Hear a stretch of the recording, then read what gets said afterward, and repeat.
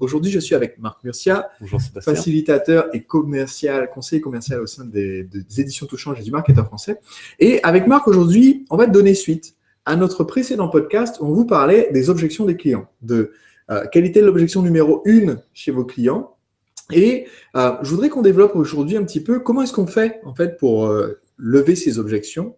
Parce que si vous suivez mes formations, mes conseils de marketing, eh bien vous allez construire une machine à vendre, une machine marketing qui est automatisée, qui permet aux gens, quand ils se sont inscrits, quand ils ont donné leur adresse email, eh bien d'avoir des conseils, des vidéos, des contenus pour vendre vos produits.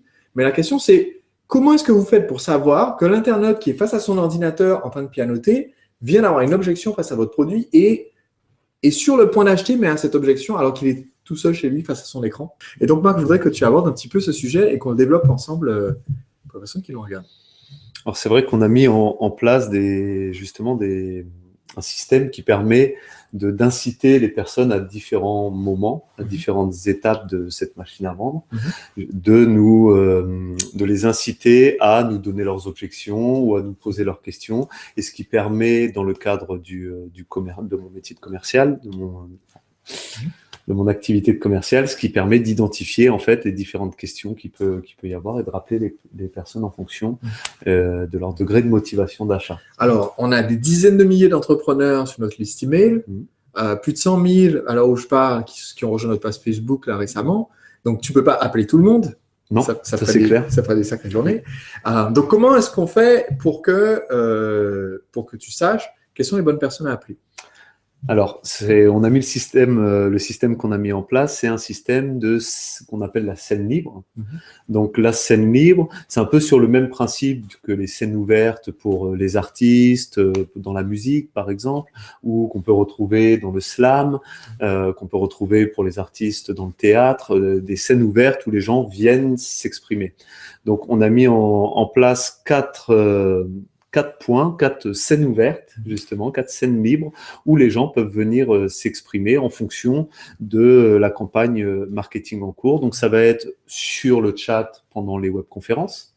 Alors, donc, ça veut dire que quand on conçoit une campagne, donc c'est important justement, quand on conçoit une campagne, le département marketing dont je suis en charge, on prévoit toujours les moments où les gens vont pouvoir interagir. Parce que quand ils peuvent interagir justement sur le principe de ce qu'on appelle notre scène libre, c'est-à-dire on leur donne vraiment la parole, c'est pas une interaction guidée, forcée. Par exemple, si on vous dit cliquez sur j'aime ou cliquez sur j'aime pas, c'est un peu une question fermée. Ouais. C'est oui ou non et c'est guider les gens. Alors certains vont faire en plus juste dire cliquez seulement sur j'aime. Donc du coup, on est vraiment sur une question tellement fermée que c'est oui ou oui. Et du coup, c'est très limité parce que les gens ne peuvent pas interagir réellement avec vous et entre eux.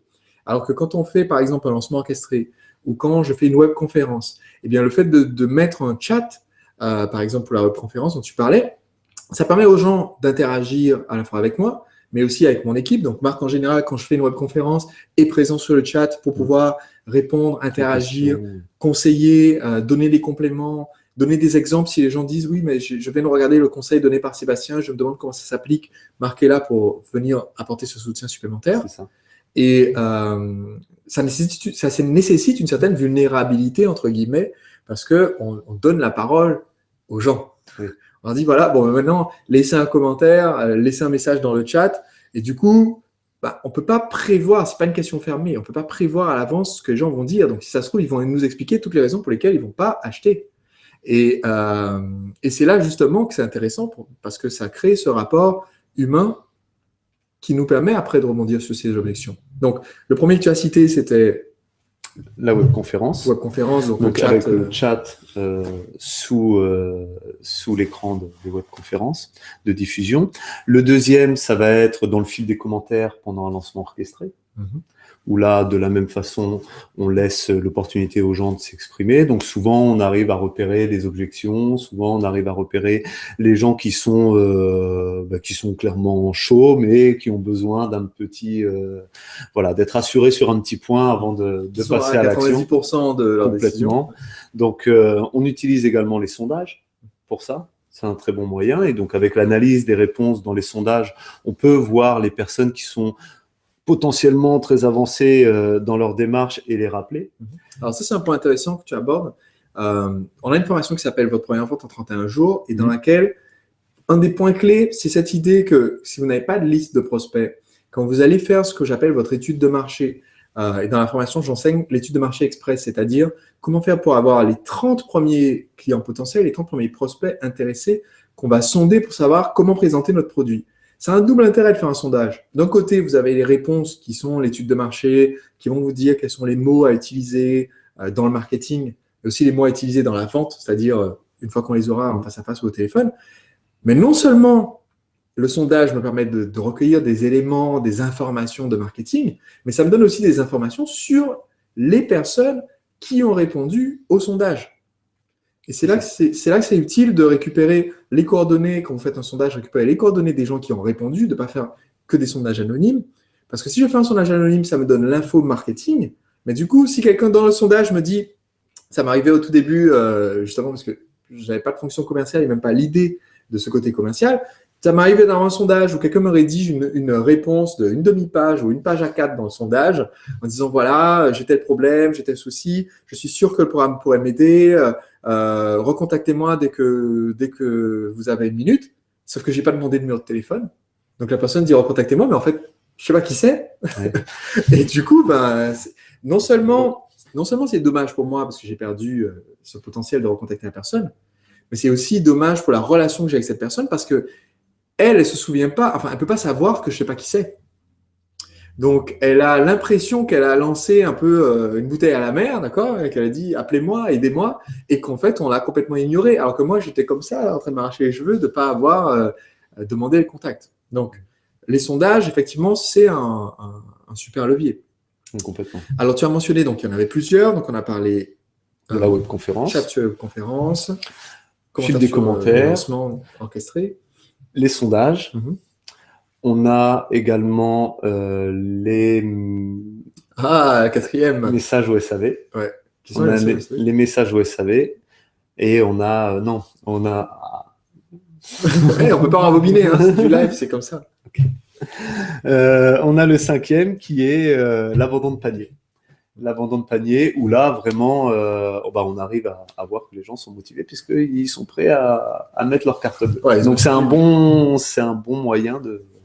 Donc l'abandon de panier, c'est le client qui a commencé le processus d'achat, qui est arrivé sur la page, le bon de commande, a mis ses coordonnées postales ou autres, et qui est parti pour une raison quelconque, soit la carte n'a pas marché, soit il a reçu le SMS sur son portable avec le code pour déverrouiller, mais il n'a pas eu le temps de saisir à temps, donc il a dit bon je reviendrai un autre jour, et il n'est jamais revenu. Et donc lui clairement c'est le meilleur client potentiel parce qu'il est arrivé jusque-là dans son processus d'achat. C'est ça. C'est ça. Et puis là, pour ce client-là, ce qui est intéressant, c'est que la phase de rappel, généralement, c'est souvent une phase où il n'y a quasiment qu'à conclure la vente. C'est une phase où on va avoir un point à soulever. Ça se trouve, c'est juste un moyen de paiement. Donc là, tout de suite, une fois qu'on a réglé ce problème de moyen de paiement. Donc, ce que tu dis, c'est que les appels sont différents selon différents. La scène ouverte sur laquelle les gens se sont exprimés. Clairement. On ne dit pas la même chose à quelqu'un qui a commencé sa commande et qu'on essaye de convaincre de finir sa commande qu'à quelqu'un qui a juste laissé un commentaire dans un sondage, un commentaire sous une vidéo de lancement orchestrée, etc. Complètement. De toute façon, dans les commentaires, dans le chat, on va identifier les questions comme étant des signaux d'achat. Donc, en fonction de ça, en fonction du signal que donne la personne à travers son commentaire, à travers sa question dans le chat, on va adapter forcément l'argumentaire qu'on va avoir avec lui. Toutes les questions ne se valent pas. Et non, complètement. Et c'est là où il y a des personnes où il va falloir repartir vraiment sur une conversation globale, reprendre tout de A à Z, parce qu'on sent qu'elles ne maîtrisent pas trop, elles ont beaucoup de questions, et elles ne maîtrisent pas trop comment ça peut s'appliquer justement à leur propre cas. Donc là, on reprend tout de A à Z, et ça va jusqu'à crescendo, jusqu'à des personnes où on répond à une question, et puis on y va, on s'inscrit, donnez-moi vos informations, et puis on va finaliser la commande. Donc on conclut tout simplement la vente. Ok. Donc ça sera un sujet intéressant, je pense, à développer sur un prochain podcast, que cette différence en fait qu'il y a selon le stade où on est la personne dans son processus d'achat. Donc, on va revenir là-dessus dans un prochain podcast. En ce moment, je publie une série de vidéos de contenu pour vous aider à créer votre machine à vendre, c'est-à-dire à automatiser votre marketing pour qu'un prospect qui arrive sur votre site internet décide de vous donner ses coordonnées, décide de regarder vos vidéos, écouter les contenus pour que petit à petit, il se convainque lui-même d'acheter le produit. Donc, ça, c'est quand on a bien orchestré la machine à vendre.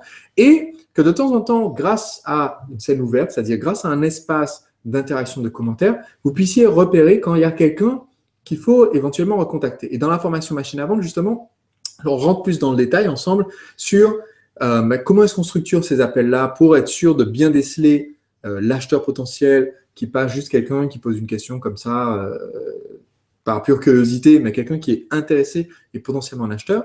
Comment est-ce qu'on fait ensuite pour prendre cette personne-là et la convaincre d'acheter?